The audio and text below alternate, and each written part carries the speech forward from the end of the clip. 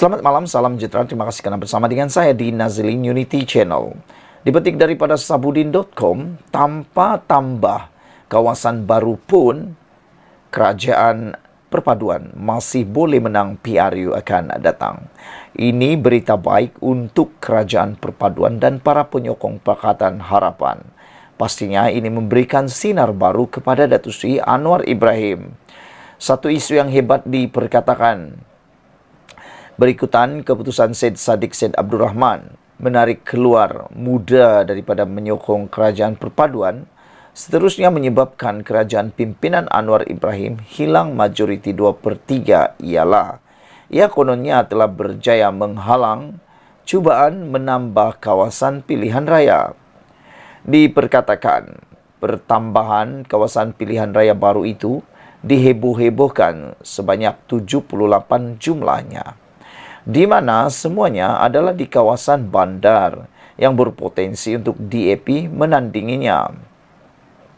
Dalam erti kata lain, jika pertambahan kawasan itu berjaya dilakukan melalui kedudukan majoriti 2/3 yang diwakili kerajaan, bermakna selepas itu DAP lah yang akan menjadi parti paling berkuasa, menjadikan Anwar sekadar hanya boneka.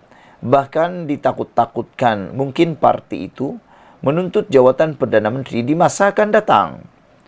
Maka itu, apabila Syed Saddiq menarik sokongan dan kerajaan hilang majoriti 2/3, lalu cubaan menambah kawasan tidak mungkin lagi menjadi kenyataan, ahli Parlimen Muar itu dianggap telah melakukan pahala yang sangat besar kepada kepentingan Melayu dan Islam di negara ini. Dahsyat sekali cerita rekaan begini. Ini satu cerita rekaan yang paling dahsyat pernah kita dengar.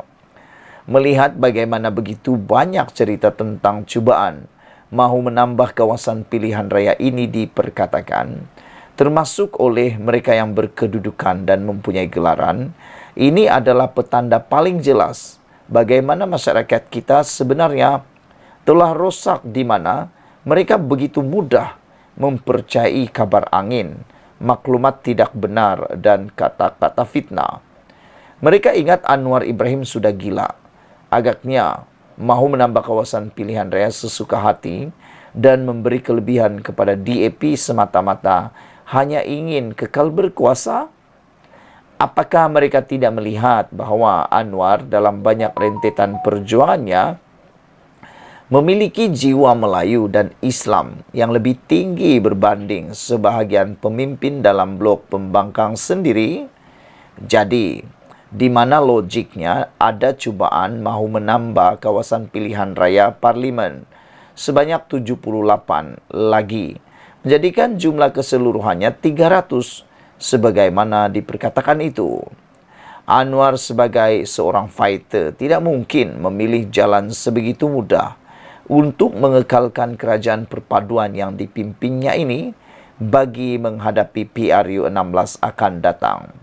Beliau adalah seorang yang terbuka untuk berlawan di padang yang terbuka, bukan berlawan dengan mengikat kaki, tangan serta menutup muka lawannya. Sebab itu tidak mustahil dan sebab itu saudara-saudara sekalian, tidak masuk akal untuk beliau tergamak menambah kawasan pilihan raya. Bahkan ia tidak pernah dirancang atau diperkatakan, baik dalam kerajaan atau dalam parti-parti yang membentuk kerajaan. Pertambahan kawasan pilihan raya selain memang hanya boleh dilakukan dengan undi majoriti 2/3, ia mestilah juga dilakukan dengan asas yang jelas, iaitu berikutan pertambahan penduduk dan pembukaan penempatan baru dengan tidak mengabaikan kepentingan masa depan negara. Lagipun kalau benar Anwar memang ada merancang untuk menambah kawasan pilihan raya sebelum tiba PRU 16 akan datang seperti yang diperkatakan itu, beliau pasti menjaga dan mengepung 148 ahli parlimen yang menyokong kerajaan sejak awal lagi dengan memberi mereka jawatan, kedudukan dan kontrak-kontrak lumayan. Apakah Anwar ada melakukan perkara begitu sejak 9 bulan lalu? Hakikatnya, Anwar dan parti-parti dalam kerajaan perpaduan sekarang masih boleh dan berupaya untuk menang dan kekal berkuasa lagi selepas PRU 16 akan datang berdasarkan penerimaan rakyat yang semakin baik ketika ini.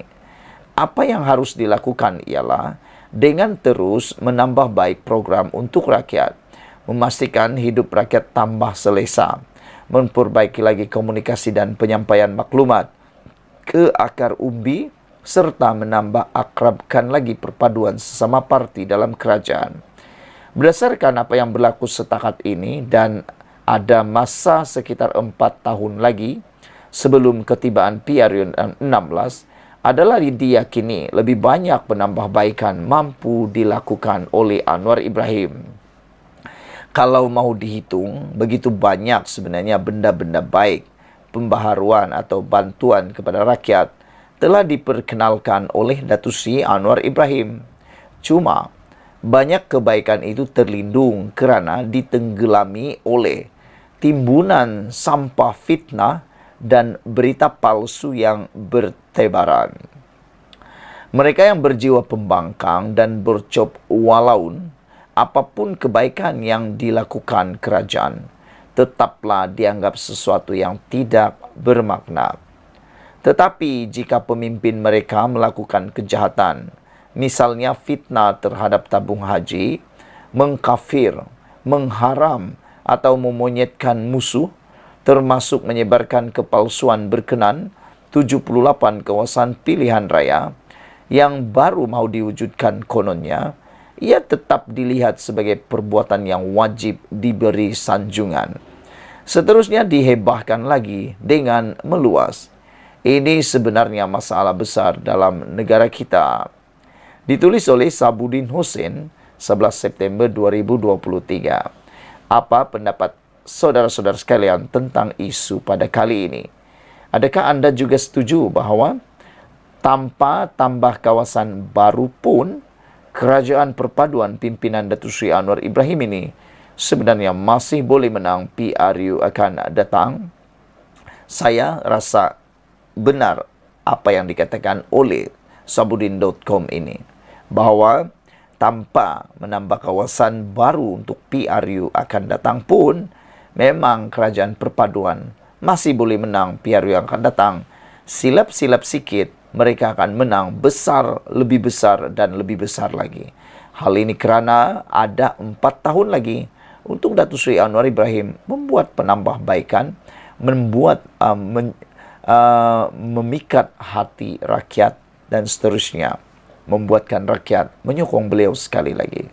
Sekian dulu untuk kali ini. Jangan lupa tinggalkan komen anda, tekan butang subscribe. Kita jumpa lagi. Bye-bye.